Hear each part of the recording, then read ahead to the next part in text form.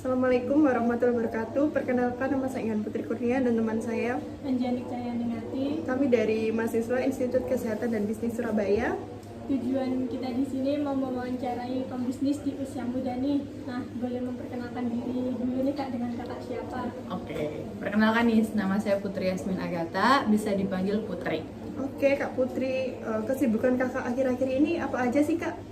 Kebetulan kesibukan saya sendiri sekarang lagi kerja nih Kak. Kerja sambil ngisi waktu kosong saya sambil jalanin bisnis Oke. gitu. Bisnis apa nih Kak, kalau boleh tahu?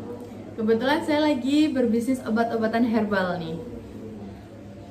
Obat herbal seperti apa Kak? Nama brandnya apa? Terus khasiatnya itu apa aja? Boleh dijelasin?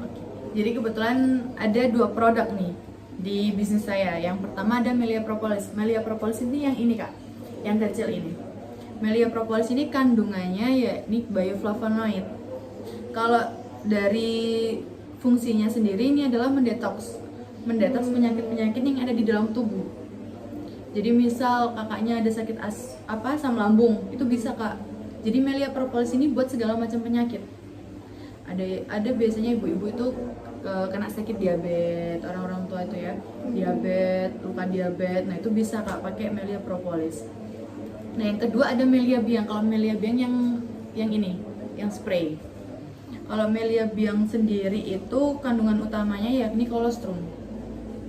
Jadi ini buat awet muda Kak, meregenerasi sel yang ada dalam tubuh, misal kayak limfa, jantung, pankreas itu bakal diregenerasi lagi gitu, diperbarui lagi lah bahasanya.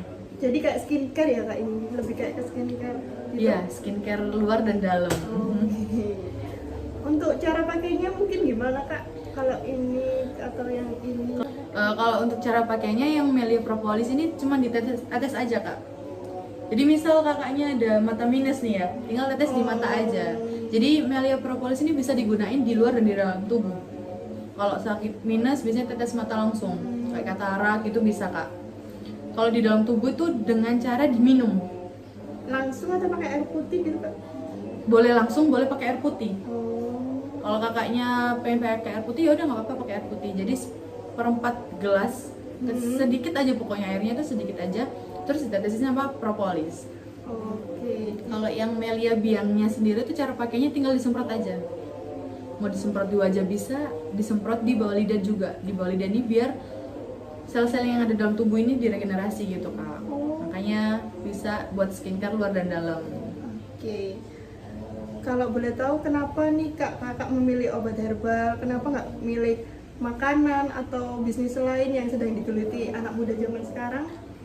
Kalau dari alasan itu sih karena ini Kak, kebanyakan orang ini hanya sekedar tahu bahwa sehat ini mahal, tapi banyak orang nggak paham kalau sehat ini benar-benar mahal.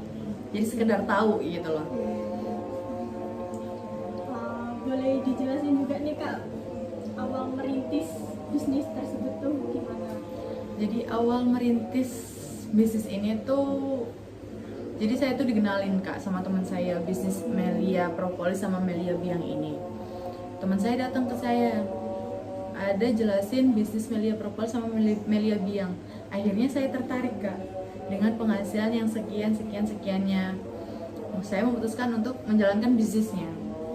Setelah itu saya memutuskan untuk bergabung. Akhirnya saya jalan ini. Kan bisnis ini hal baru buat saya. Akhirnya saya nggak mau mendalamin ini bisnis, belajar. Emang di awal hasilnya nggak banyak, tapi kalau sekarang ya alhamdulillah. Jadi belajar aja dulu kalau kita mau mulai hal baru, belajar mendalami bisnis ini kayak gimana. Tapi nanti hasilnya sangat memuaskan kok.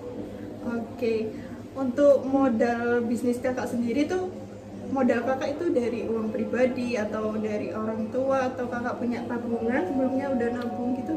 Modalnya dari mana ya? Kalau modal pribadi sih dari tabungan ya Kak. Jadi waktu itu kan saya sambil kerja nih, saya kan kerja ini ya. Iya. Saya kerja, sebelum saya kerja sambil berbisnis, saya ini kerja sambil kuliah Kak. Saya kerja sambil kuliah.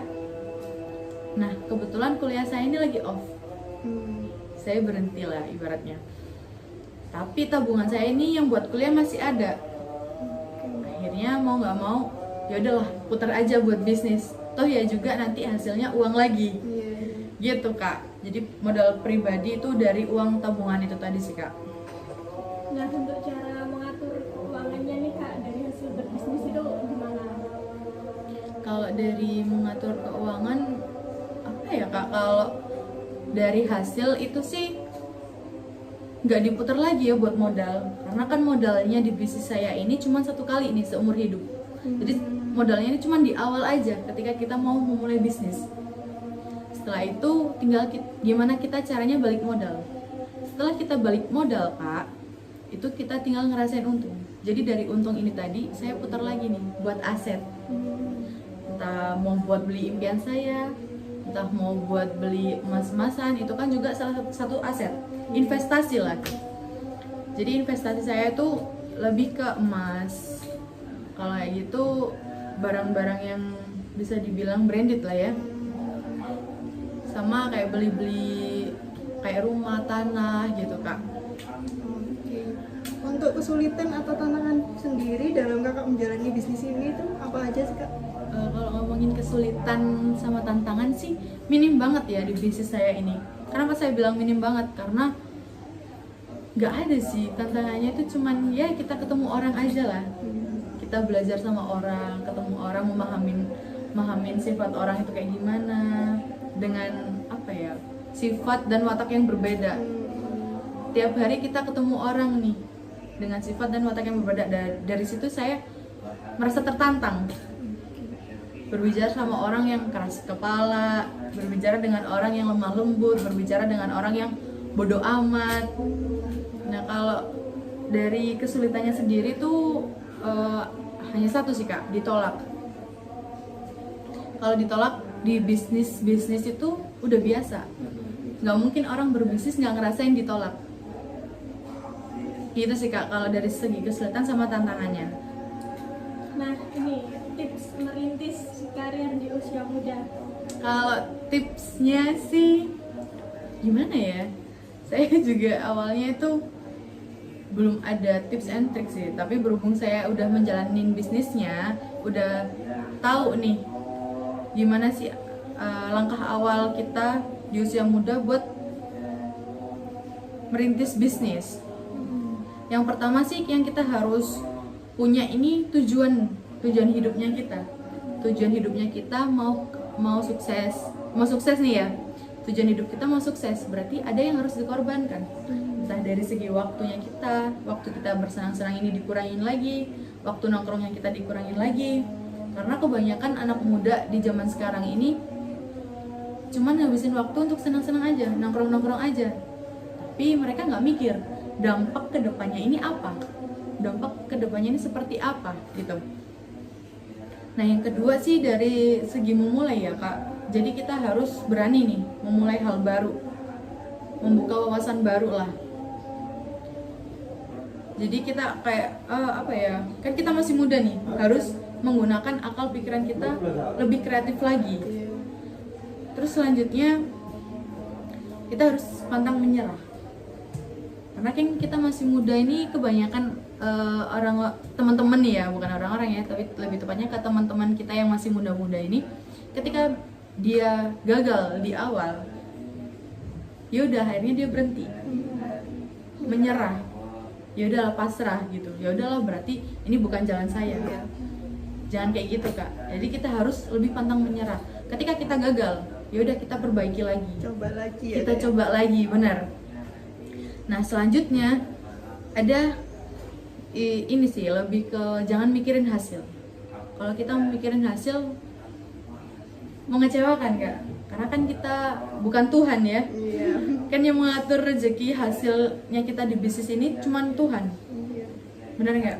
Kita cuman fokus ke apa? Ke prosesnya kita. Prosesnya kita harus kita tekunin lagi, kita komitmenkan lagi kita. Jadi jangan jangan setengah-setengah lah kalau mau jalanin bisnis. Jadi harus full komitmen gitu. Yang selanjutnya kita harus punya target. Targetnya kita di usia muda ini mau apa sih? misalnya kita pengen nih buka bisnis, tapi bisnis ini nggak ngalamin perubahan. Nah, target selanjutnya kayak gimana? Kita pengen bisnis kita ini kayak gimana lagi? Kita mau jalanin bisnis ini dengan cara apa? Biar bisnis kita ini ada perkembangan lagi, gitu. Dan yang terakhir ini sih Kak, zona nyaman. Wah, itu paling susah nih kalau anak-anak muda zaman sekarang, keluar dari zona nyaman. Itu udah sih Kak, kalau dari tips and trick, tips merintis bisnis di usia muda sih itu aja sih kalau dari saya. Sangat membantu untuk kita sebagai anak muda ya Kak ya. Sangat menginspirasi ya. Iya. Selanjutnya gimana sih cara kakak membagi waktu antara yang sudah kakak jelasin tadi kan kerja dan kakak juga punya bisnis juga, itu gimana sih cara kakak Putri membagi waktunya itu gimana? Nah, jadi enaknya ketika kita kerja Kak, kita pengen penghasilan lebih dari kerjaan kita. Yang paling enak itu emang berbisnis. Kenapa saya bisa katakan seperti itu? Karena berbisnis ini waktunya fleksibel. Tapi kebanyakan bisnis di luar sana ini apa ya Kak? Kalau bukan kita buka usaha nih, harusnya kan kita tongkrongin, bener nggak? Misal buka toko kita harus jaga. Kalau ada orang beli, kita harus jualin. Nah, tapi kalau di bisnis saya ini Kak, lebih ke bebas waktu. Jadi nggak harus ditongkrongin setiap hari. Bisa kapan aja ya? Betul. Jadi ketika saya kerja nih, pagi saya kerja, sepulang saya kerja, baru saya jalankan ini bisnis. Jadi saya jalanin bisnis ini sekitar 3-4 jaman aja Kak.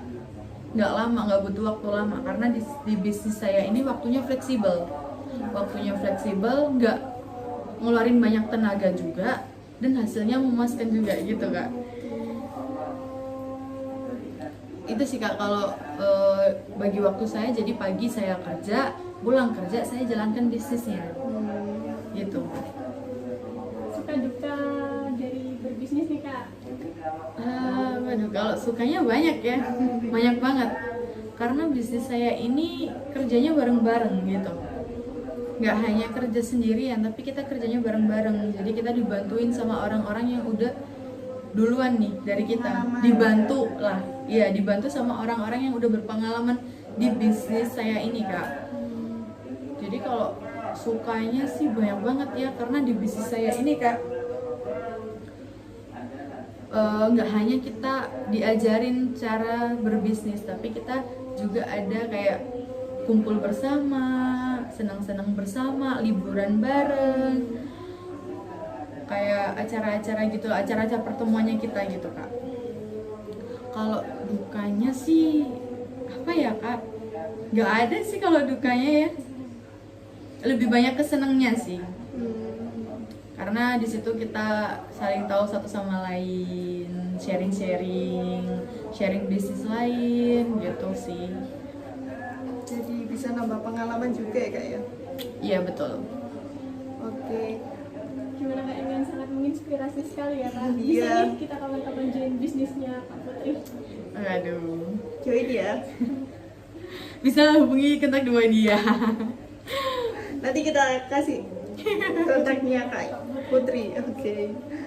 Baik, terima kasih untuk Kak Putri karena udah mau meluangin waktunya kita wawancarai. Makasih